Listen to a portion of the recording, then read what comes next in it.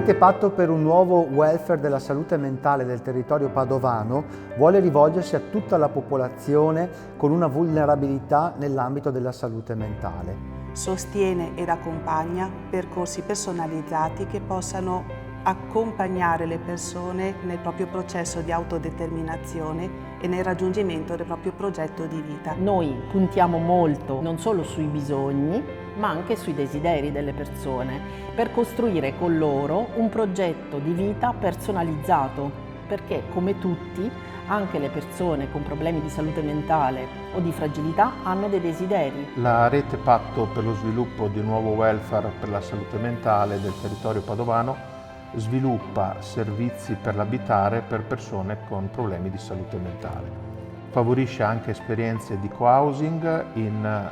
partnership con l'ente pubblico e sviluppa progetti di residenzialità protetta. Supportiamo l'inclusione lavorativa mediante interventi volti a promuovere in contesti lavorativi l'inserimento delle persone in situazioni di fragilità. E insieme vogliamo trovare delle soluzioni innovative o rafforzare quelle già esistenti affinché le persone possano avere dei canali più facilitati di accesso e di permanenza al mondo del lavoro.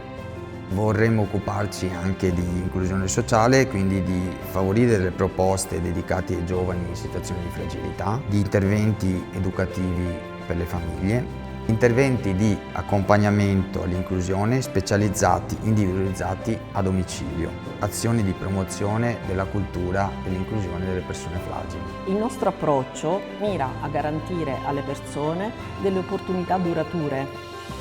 non a tempo determinato, un'abitazione, una rete sociale di riferimento, delle amicizie, anche degli affetti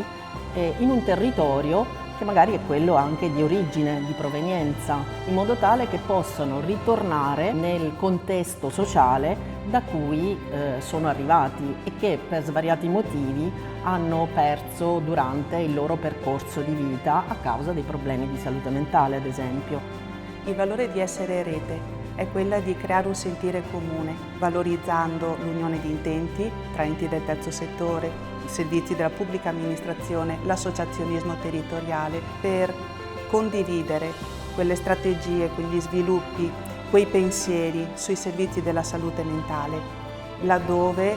gli enti del terzo settore possano in maniera qualificata apportare una funzione di advocacy nel sviluppare e nell'innovare quel processo che porti sempre in maniera più qualificata ad un modello di psichiatria di comunità.